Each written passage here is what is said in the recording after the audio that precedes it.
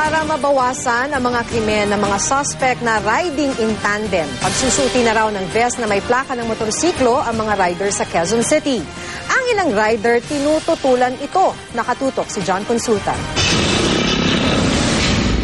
Mahigit 300 motorcycle riders ang umikot sa Quezon City para iprotesta ang napipintong pagkapasok sa kanila ng vest na may mga plaka ng kanilang motorsiklo. Nagsunog din sila ng vest bilang simbolo ng kanilang pagtutol sa anilay diskriminasyon at perwisyo sa proyektong ito ng QCPD.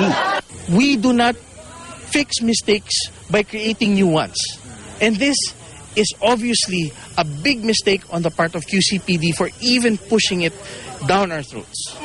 Ginagalang naman daw ng QCPD ang opinion ng riders. Pero giit ng Police QC, voluntaryo at hindi sa pilitan ang pagsusuot ng vest. Layon daw nitong patugunan ang lumalalang problema sa riding in tandem ng mga suspect sa mga krimen. Sa tulong ng vest, madali rin makikilala ang mga kriminal kahit na nakasuot ng helmet.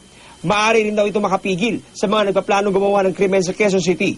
7:30 this morning, malapit doon sa pinagkonglomeratan ng mga kaibigan natin, nagkaroon ng insidente riding in tandem kung saan ang biktima, babae, matanda, na tinira ng isang nakasakay sa motorsiklo na nakabaril.